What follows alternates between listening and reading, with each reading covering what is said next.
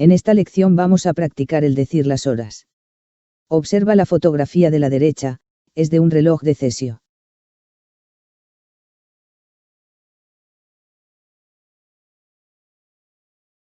For much of history, the chosen periodic phenomenon was the apparent motion of the sun and stars across the sky, caused by the Earth spinning about its own axis. One of the earliest known timekeeping methods, dating back thousands of years, involved placing a stick upright in the ground and keeping track of its moving shadow as the day progressed. This method evolved into the sundial, or shadow clock, with markers along the shadow's path dividing the day into segments. However, sundials are useless unless the sun is shining. That's why mechanical devices, such as water clocks, candle clocks and hourglasses, were developed. Then, in the 17th century, pendulum clocks were developed, which were far more accurate than any preceding timekeeping devices. Their period of oscillation, in the lowest order approximation, was determined by the acceleration due to gravity and the length of the pendulum. Because this period is far shorter than the daily rotation of the Earth, time could be subdivided into much smaller intervals, making it possible to measure seconds, or even fractions of a second.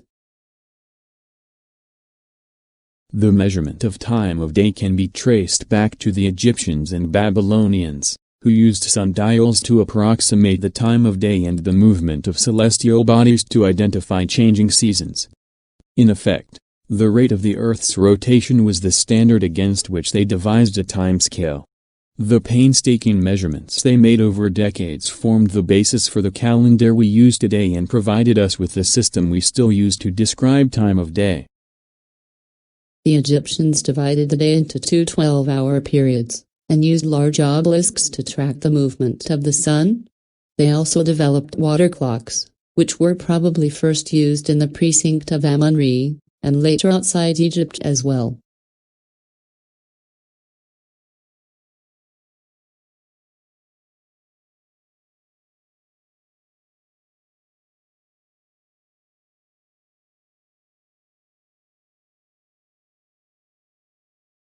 Have you ever read GMT? It's Greenwich Mean Time. El saber la hora en el mar era muy importante, ya que con el uso del astrolabio y el reloj los navegantes podían determinar su posición y no perderse en el mar. Sin embargo, había muchos problemas para la época. Algunos navegantes usaban el reloj más preciso de la época, que era el de péndulo. Esto traía problemas con las olas del mar, pero de alguna manera, los navegantes que partían del puerto de Greenwich, observaban la esfera del tiempo del observatorio real y sincronizaban sus relojes en los barcos.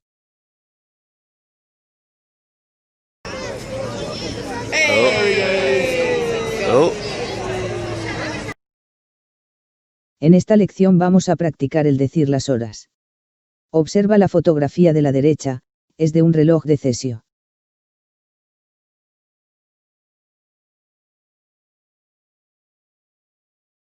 After learning about the history of timekeeping, let's practice how to tell time. Ready? What time is it? ¿Qué hora es? No se dice qué horas son, porque es una hora. 12 o'clock.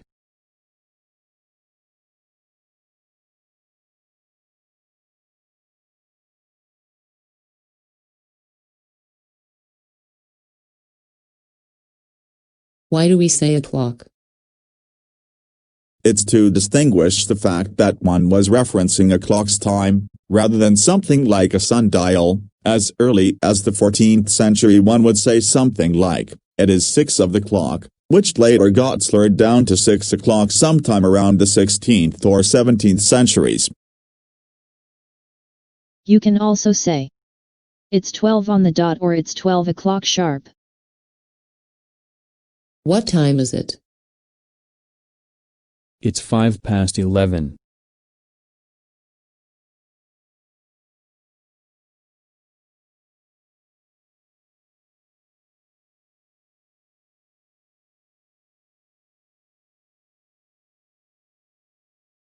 What time is it?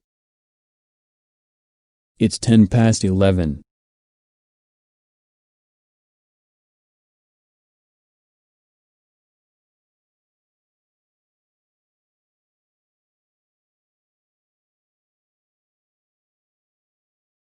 What time is it? It's a quarter past 10 or it's 10:15.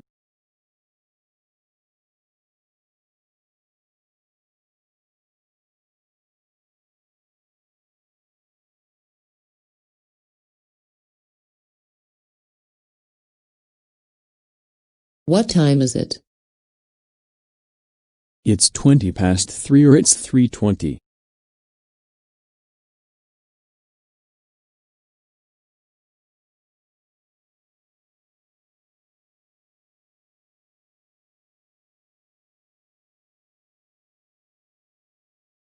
What time is it? It's 25 past 12 or it's 25 past noon or it's 12:25.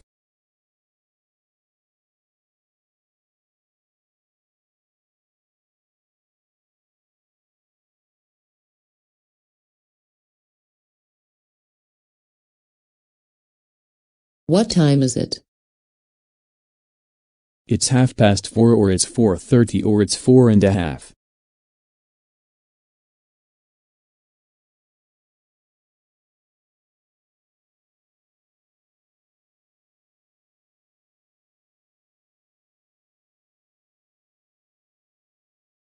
What time is it? It's 25 to 2 or it's 1:35.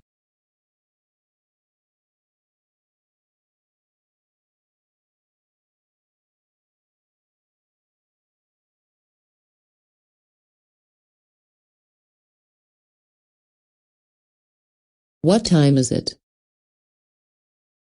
It's 20 to 5 or it's 4:40.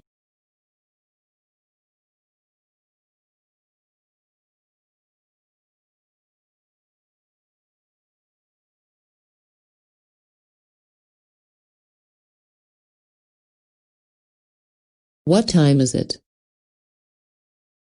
It's 5:45 or it's 5:45 or it's quarter till, informal, knowing it's 5 something.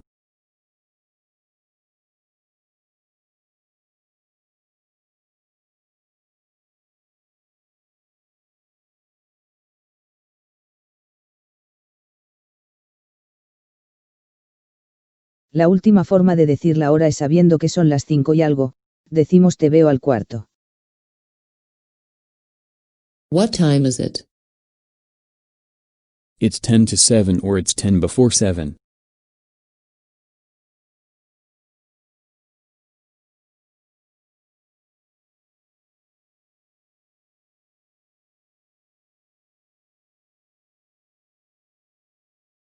What time is it? It's 5 to 8 or it's 7:55.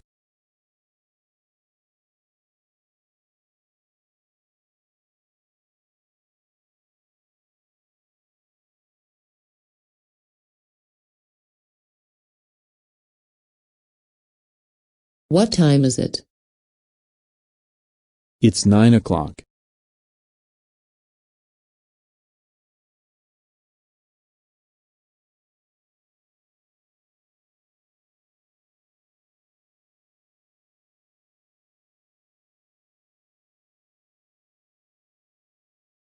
It is important to distinguish between time of a day and time interval. The former records when an event happened, while the latter is the duration between two events and is measured in seconds, one of the 7 base units of the International System of Units, c. Both are inextricably linked. Without having the ability to measure time interval accurately, it would be impossible to be able to tell the time of day accurately. Quite often, physicists and engineers need to measure frequency, Hz, or the rate of a repetitive event.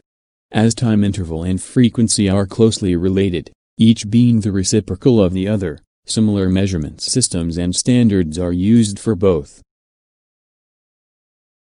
The most fundamental and intrinsically stable oscillations are those at the atomic level. Approximately 60 years ago, at the National Physical Laboratory, NPL, in London, Physicist Louis Essen was credited with developing the first practical atomic clock based upon electronic transitions in the cesium-133 atom, and the accuracies with which we can measure time interval have improved inconceivably by comparison to Galileo's era. In fact, the accuracies have increased by an order of magnitude per decade since the invention of the atomic clock. The importance of precise timekeeping cannot be underestimated.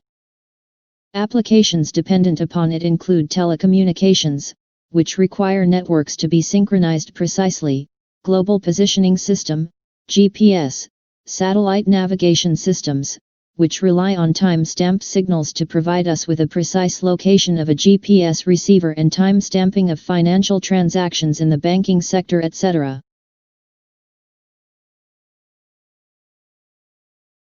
Well, that's all for today's lesson. We hope you enjoyed the lesson and have a good day.